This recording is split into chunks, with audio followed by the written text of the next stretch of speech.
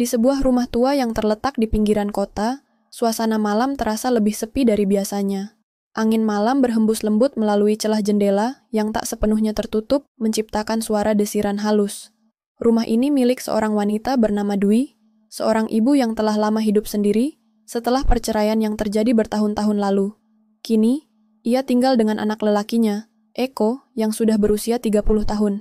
Meski hubungan mereka tidak sehangat seperti ibu dan anak pada umumnya, mereka tetap saling menghormati dan mencoba untuk menjalani hidup masing-masing dengan tenang. Dwi adalah wanita berusia 47 tahun dengan penampilan yang tak pernah menunjukkan usianya. Badannya yang tegap dan wajah yang penuh ekspresi, selalu terlihat penuh energi. Ia menyukai kesendirian, dan malam-malamnya sering dipenuhi dengan merenung atau menikmati hiburan sederhana, seperti menonton televisi atau membaca buku. Meski begitu, ada sesuatu yang mengganjal di hatinya, sebuah perasaan hampa yang datang dan pergi tanpa bisa ia jelaskan. Sementara itu, Eko, anaknya, lebih sering menghabiskan waktu di luar rumah. Ia bekerja sebagai manajer di sebuah perusahaan besar dan sering pulang larut malam. Ambisinya untuk meraih kesuksesan membuatnya sering terlambat pulang, dan hubungan mereka pun terbilang cukup jauh. Eko bukanlah anak yang dekat dengan ibunya. Meskipun mereka saling menghormati, ada jarak yang tak bisa dijembatani. Pada malam itu, seperti malam-malam lainnya, Dwi memutuskan untuk mandi setelah menjalani rutinitasnya yang melelahkan. Pemandian adalah tempat yang selalu ia gunakan untuk melupakan segala penat, tempat yang memberi ketenangan sejenak di tengah kesibukan hidupnya. Dwi menyalakan air panas dan berdiri di bawah pancuran, membiarkan air mengalir deras ke tubuhnya. Ia menutup matanya, merasakan setiap tetes air yang menyentuh kulitnya, seolah dunia luar tak lagi ada. Sementara itu, Eko baru saja pulang dari kantor. Dengan tubuh yang lelah dan pikiran yang penuh dengan pekerjaan yang belum selesai, ia melangkah masuk ke rumah. Begitu memasuki ruang tamu, ia menyadari keheningan yang menyelimutinya. Tidak ada suara televisi seperti biasanya. Tidak ada hiruk-pikuk suara dari kamar ibu yang seharusnya selalu terdengar. Eko merasa ada yang aneh.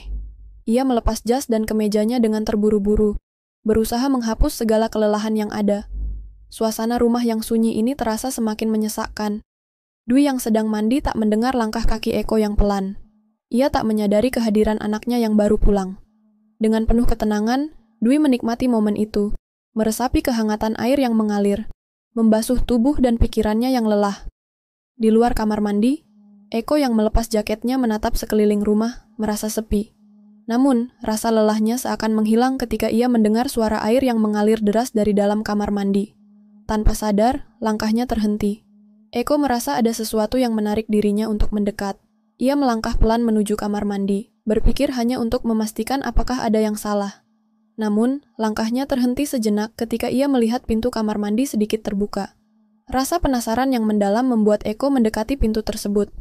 Ia berdiri di ambang pintu kamar mandi yang sedikit terbuka, mencoba mengintip ke dalam, tanpa sengaja. Di dalam kamar mandi, Dwi berdiri di bawah pancuran. Tubuhnya yang basah, memantulkan cahaya lampu yang redup, menciptakan bayangan halus di dinding. Eko, meskipun tidak bermaksud mengintip, tak bisa mengalihkan pandangannya. Pandangannya tertuju pada sosok ibunya yang begitu alami, begitu tenang dalam keheningan malam itu. Dwi tidak menyadari kehadiran anaknya. Dalam keheningan itu, hanya ada suara air yang terus mengalir, menciptakan rasa damai yang mengalir dalam diri Dwi. Namun, Eko merasa ada sesuatu yang tidak beres. Seiring ia memandang lebih lama, sebuah perasaan yang tak bisa dijelaskan mulai tumbuh dalam dirinya. Rasa bersalah karena berada di tempat yang seharusnya tidak ia tuju bertarung, dengan dorongan untuk terus memandang.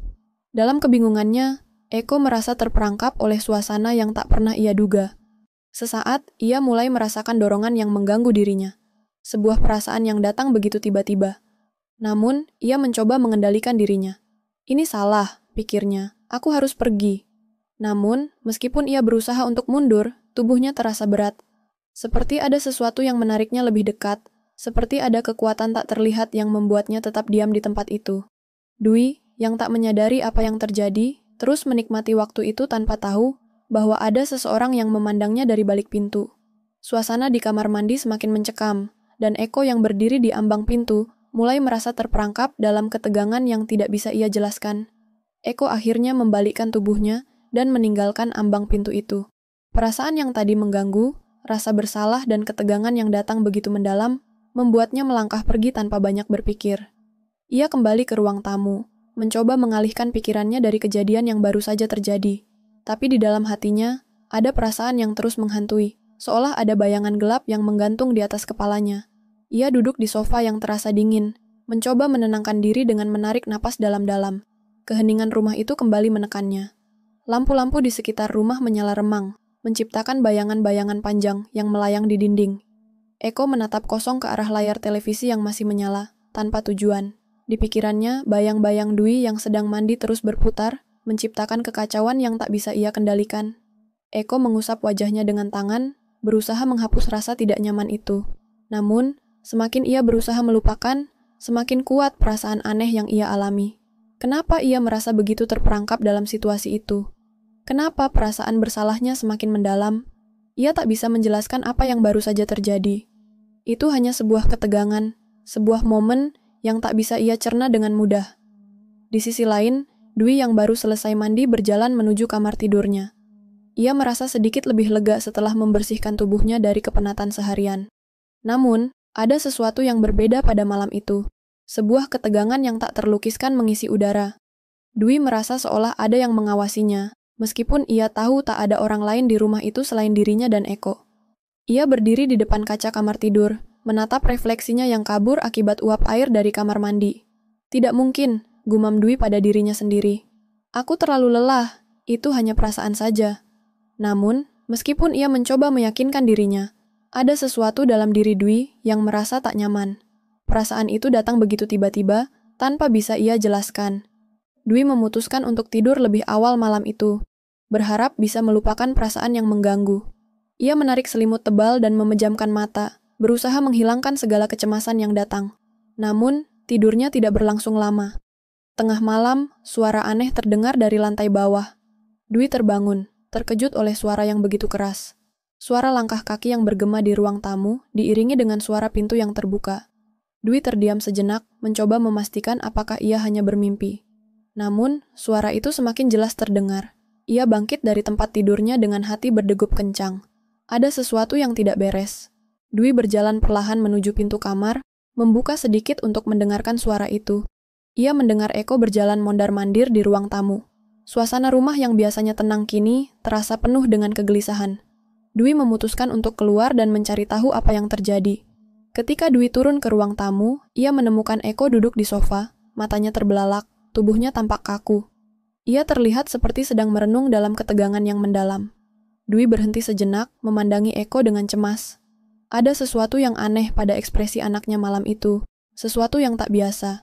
Biasanya, Eko akan menyambutnya dengan sapaan, atau sekadar mengucapkan selamat malam, tapi kali ini ia tampak seperti terjebak dalam dunia lain.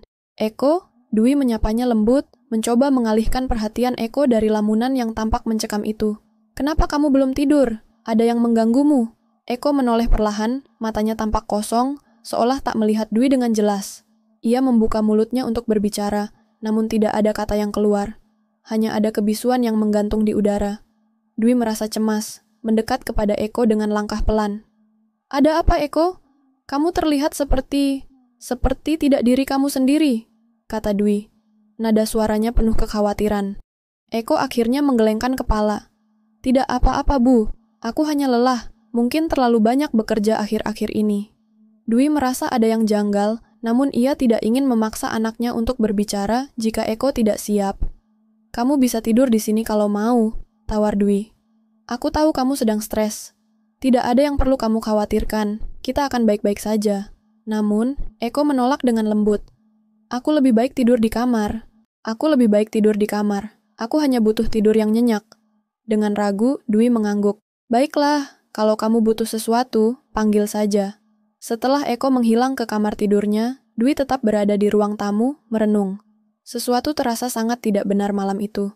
Bayangan yang tiba-tiba muncul dalam dirinya tentang Eko yang tampak begitu berbeda, begitu terperangkap dalam kegelisahan yang tak bisa ia ungkapkan, terus membayangi pikirannya. Beberapa saat kemudian, Dwi kembali ke kamarnya. Ia duduk di sisi tempat tidur, mencoba menenangkan pikirannya. Tetapi tidur malam itu kembali terhalang. Perasaan aneh yang tak bisa ia lepaskan terus mengganggu. Seperti ada sesuatu yang tak dapat diungkapkan. Seperti sebuah perasaan gelap yang semakin menyelimuti mereka berdua. Ketegangan yang datang di malam itu membuat Dwi merasa semakin cemas. Ia tidak tahu apa yang terjadi. Namun, instingnya mengatakan bahwa ada sesuatu yang lebih besar, lebih gelap, yang mengintai dari balik bayang-bayang malam itu. Hari-hari setelah malam itu berjalan dengan lambat. Dwi tidak bisa menghilangkan perasaan gelisah yang terus mengganggu pikirannya. Ia terus memandangi Eko dengan cemas, namun anaknya tampaknya semakin tertutup. Tidak ada lagi senyum ceria atau obrolan ringan yang biasa mengisi rumah mereka. Semua terasa seperti menghilang, berganti dengan ketegangan yang semakin pekat. Suatu pagi, Dwi memutuskan untuk berbicara langsung dengan Eko.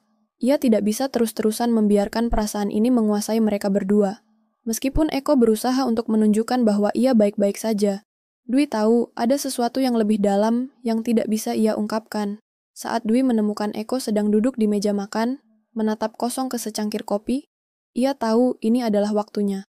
Dwi duduk di sebelahnya, menatapnya dengan penuh perhatian. "Eko, kita perlu bicara," katanya. Suaranya lembut namun penuh ketegasan. Eko menoleh, wajahnya terlihat lelah. Ada lingkaran hitam di bawah matanya, dan ekspresinya masih kosong. "Apa yang ingin ibu bicarakan?" Dwi menggenggam tangannya dengan lembut, mencoba memberi kehangatan yang bisa membuka hati Eko. "Aku tahu ada sesuatu yang mengganggumu. Aku bisa merasakannya, Eko. Kamu tidak perlu merasa sendiri. Kita bisa menghadapi apapun bersama-sama." Eko menghela napas panjang. Untuk beberapa saat, ia terdiam, seolah tengah berjuang dengan kata-kata yang ingin keluar. Akhirnya, ia menatap ibunya dengan mata yang tampak penuh keputusasaan. "Ibu, ada sesuatu yang aku tidak bisa jelaskan. Sesuatu yang sudah terjadi, dan itu mengubah segalanya." Dwi semakin cemas, namun ia tetap mencoba menenangkan diri. "Apa yang terjadi, Eko? Kamu bisa menceritakannya padaku." Eko menatapnya, matanya penuh keraguan. Ia tahu ini adalah saat yang sulit, tetapi perasaan terjebak yang sudah lama ia rasakan akhirnya memaksanya untuk berbicara. "Ibu, itu tentang Dwi. Tentang apa yang aku lihat malam itu." Dwi terdiam sejenak, tidak mengerti maksud Eko. "Apa maksudmu? Aku tidak mengerti." Eko menarik napas dalam-dalam, mencoba mengumpulkan kekuatan untuk mengungkapkan kebenaran yang selama ini tersembunyi. "Ibu, pada malam itu, aku tidak bisa tidur. Aku pergi ke kamar ibu untuk memastikan semuanya baik-baik saja. Tapi, saat aku melihat ibu, aku melihat sesuatu yang tidak bisa aku jelaskan. Ibu bukan lagi ibu yang aku kenal. Ada sesuatu yang lain, sesuatu yang tidak manusiawi di dalam dirinya." Dwi merasa darahnya berdesir mendengar penuturan Eko. "Eko, itu hanya perasaanmu saja. Mungkin kamu terlalu lelah atau terlalu banyak berpikir. Ibu tidak berubah. Kamu harus percaya padaku." Namun, Eko tampaknya semakin terisak. "Tidak, Ibu. Itu nyata. Waktu itu aku melihat Dwi berdiri di depan cermin dengan ekspresi yang sangat asing. Seperti ada kekuatan yang menguasai dirinya. Sesuatu yang jahat. Sesuatu yang menunggu kesempatan untuk keluar." Dwi gemetar mendengar cerita Eko. Sebuah perasaan tak terlukiskan menghantui pikirannya. "Tidak mungkin, Eko. Itu tidak bisa terjadi." Namun, meskipun Dwi ingin menutup telinganya dan mengabaikan cerita itu, ada suara dalam hatinya yang berkata bahwa ini lebih dari sekadar khayalan. Suara itu semakin jelas, semakin menguatkan, seolah memberitahunya bahwa ada kebenaran yang harus dihadapi.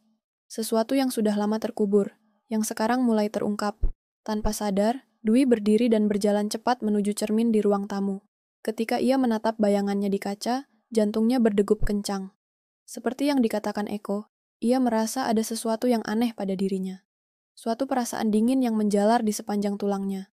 Ada sesuatu yang tidak beres. Saat ia menyentuh cermin itu, tiba-tiba bayangannya bergerak berbeda. Seolah-olah ada dua sosok di dalam kaca. Satu miliknya, dan satu lagi yang lebih gelap, lebih mengintimidasi. Dwi menarik tangannya dengan cepat, kaget dan gemetar. "Eko, aku tidak tahu apa yang terjadi," katanya dengan suara yang hampir tak terdengar. Tiba-tiba, dari dalam ruang tamu, terdengar suara pintu terbuka. Seorang sosok tinggi dan gelap melangkah masuk, tubuhnya melayang seperti bayangan. Dwi dan Eko terkejut melihat sosok itu. Sosok yang wajahnya gelap, seolah tak terlihat dengan jelas. Tetapi matanya berkilat dengan api kebencian. "Siapa? Siapa kamu?" teriak Dwi dengan suara tercekat. Sosok itu tertawa pelan, namun suaranya menggetarkan jiwa. Aku adalah bagian dari dirimu, Dwi. Bagian yang selalu terpendam, yang tak pernah kamu sadari. Dan aku datang untuk mengambil kembali apa yang menjadi hakku. Dwi merasa tubuhnya lemas. Seluruh kekuatannya hilang seiring dengan suara itu. Semua kenyataan yang ia kenal mulai hancur, tergantikan oleh kegelapan yang datang dari dalam dirinya sendiri. Sosok itu adalah bayangan dari masa lalu, dari rahasia yang tak pernah ia ungkapkan. Eko berlari ke depan Dwi, mencoba melindunginya meskipun ia tahu tidak ada yang bisa melawan kegelapan itu. Namun, sosok itu mengangkat tangannya, dan seketika Eko terjatuh ke lantai, tubuhnya terlempar jauh. Dwi berteriak, air matanya mengalir deras. Tidak, ini tidak bisa terjadi. Namun, sosok itu hanya tertawa lebih keras, seolah menikmati penderitaan mereka. Kamu tidak bisa menghindar dari takdirmu, Dwi. Ini adalah waktunya. Dwi akhirnya jatuh ke lutut, tubuhnya gemetar hebat, kegelapan itu mulai menyelimuti seluruh pikirannya. Ia merasa dirinya tenggelam, kehilangan kendali atas dirinya sendiri. Bayangan yang dulu ia sembunyikan kini telah datang, mengungkapkan kebenaran yang terlalu menakutkan untuk diterima. Dwi merasakan kegelapan itu semakin mendalam. Suara tertawa sosok itu terus menggema dalam pikirannya, seolah menjerat dirinya dalam jaring kebingungannya. Di hadapannya, sosok itu berdiri dengan angkuhnya, menghadap Dwi dan Eko yang kini terjatuh lemah. Eko, yang masih terguncang, hanya bisa menatap ibunya dengan ketakutan yang tak bisa disembunyikan. Dwi, meskipun merasa kehilangan seluruh kekuatannya, mulai merasakan sesuatu yang berbeda. Ada rasa hangat yang muncul dalam dadanya, sebuah naluri yang mulai terbangun. Sesuatu dalam dirinya berkata bahwa ini belum berakhir. Meskipun kegelapan itu begitu kuat, ia tahu ada satu hal yang lebih kuat lagi. Kasih sayang seorang ibu kepada anaknya. Ibu, kamu harus melawan, Eko berteriak meski suaranya serak. Kamu bisa melakukannya, jangan biarkan itu menguasaimu. Dwi menatap Eko dengan mata yang penuh keputusasaan. Ia merasa bingung, terperangkap antara kegelapan yang menyerangnya dan cahaya yang perlahan mulai muncul. Seperti ada dua kekuatan yang saling berjuang dalam dirinya. Namun, ada satu hal yang jelas, ia tidak bisa menyerah begitu saja. Dengan napas yang terengah-engah, Dwi berusaha bangkit, pikirannya berputar, dan kenangan-kenangan tentang masa lalunya mulai muncul. Dia teringat saat-saat bahagia bersama Eko ketika ia merawatnya sejak kecil, ketika mereka menghabiskan waktu bersama, tertawa, dan saling mendukung. Kenangan itu mengingatkannya pada apa yang sesungguhnya penting dalam hidupnya. Dwi menggenggam tangannya dengan erat, mencoba mengumpulkan sisa-sisa kekuatan yang ada. Aku tidak akan membiarkanmu mengendalikan hidupku lagi, katanya. Suaranya tegas meskipun penuh perjuangan. Sosok gelap itu mendekat, seolah tak takut dengan kata-kata Dwi. Kamu pikir kamu bisa melawan aku, Dwi? Aku adalah bagian dari dirimu. Aku adalah kekuatan yang kamu tolak selama ini. Aku akan selalu ada dalam dirimu. Namun, Dwi sudah tidak takut lagi. Dalam dirinya, ia mulai merasakan sebuah cahaya yang membakar. Kasih sayangnya kepada Eko, rasa tanggung jawabnya sebagai ibu, itu adalah cahaya yang lebih kuat daripada kegelapan yang menguasainya. Dalam hatinya, Dwi tahu bahwa ia tidak akan membiarkan sosok itu menghancurkan segala yang ia cintai. Dengan kekuatan yang tidak ia ketahui, ada dalam dirinya, Dwi berdiri tegak. Ia memejamkan matanya, merasakan energi positif yang mengalir ke dalam tubuhnya. Saat ia membuka matanya, ada perubahan yang jelas terlihat. Mata Dwi sekarang berkilau dengan kekuatan yang berbeda, seolah ia telah menemukan kedamaian dalam dirinya. Sekarang aku tahu siapa diriku, katanya dengan suara yang penuh keyakinan. Aku adalah ibu dari Eko. Aku adalah pengasuh dan pelindungnya. Kamu tidak punya tempat di sini. Sosok gelap itu tampak terkejut sejenak, tetapi kemudian ia tertawa sinis. Kamu masih tidak mengerti, Dwi. Aku adalah bagian dari masa lalu yang tidak bisa kamu lupakan. Namun, Dwi tidak gentar. Dengan kekuatan yang berasal dari kasih sayang dan keteguhannya sebagai ibu, ia melangkah maju. Kegelapanmu tidak ada artinya. Aku memilih untuk mencintai, untuk melindungi, dan untuk hidup. Kamu tidak memiliki kuasa atas diriku lagi. Tiba-tiba, seberkas cahaya terang menyinari ruangan. Cahaya itu memancar dari tubuh Dwi, mengusir kegelapan yang melingkupinya. Sosok gelap itu berteriak kesakitan, seolah terpanggang oleh cahaya itu. Dengan sekejap, ia hancur menjadi debu yang beterbangan, menghilang tanpa jejak. Keheningan memenuhi ruangan. Dwi merasakan tubuhnya lelah, tetapi hatinya penuh dengan kedamaian. Eko yang sebelumnya terjatuh kini perlahan berdiri. Wajahnya penuh kekaguman dan rasa syukur. Ibu? Eko berlari menghampiri Dwi, memeluknya dengan erat. Kamu melakukannya. Kamu berhasil mengalahkannya. Dwi tersenyum lemah, tetapi senyum itu penuh kebanggaan dan kasih sayang. Kita melakukannya, Eko. Kita bersama-sama. Tidak ada yang bisa mengalahkan kita kalau kita bersama. Eko menarik napas panjang, merasa beban yang selama ini ia rasakan seolah terangkat. Ia merasa lega, seolah sebuah kegelapan besar telah menghilang dari hidupnya. Aku tidak tahu apa yang akan terjadi setelah ini, Ibu. Tapi aku tahu satu hal. Kita bisa menghadapinya. Dwi mengangguk, merasakan kedamaian yang dalam. Apapun yang datang, kita akan bersama-sama menghadapinya. Kita akan kuat karena kita tidak pernah sendirian. Saat mereka berdiri di tengah ruangan yang sunyi, Dwi menyadari bahwa ia telah melewati ujian terberat dalam hidupnya. Kegelapan yang sempat mengancam mereka kini telah pergi, digantikan dengan cahaya yang lebih terang. Sebagai seorang ibu, Dwi tidak hanya melawan kegelapan luar, tetapi juga kegelapan dalam dirinya sendiri. Dan dalam proses itu, ia menemukan kekuatan yang selama ini ia cari. Dengan Eko di sisinya, Dwi tahu bahwa perjalanan mereka belum selesai. Masih banyak tantangan yang akan datang, tetapi mereka sudah siap untuk menghadapinya. Bersama-sama, mereka akan terus maju, menjadikan cinta dan kekuatan keluarga sebagai pedoman mereka, tidak peduli apapun yang datang di masa depan. Dwi menggenggam tangan Eko, dan mereka melangkah keluar dari rumah yang penuh kenangan, menuju hari baru yang penuh harapan. Hari-hari yang lebih cerah, tanpa bayangan kegelapan yang menghantui.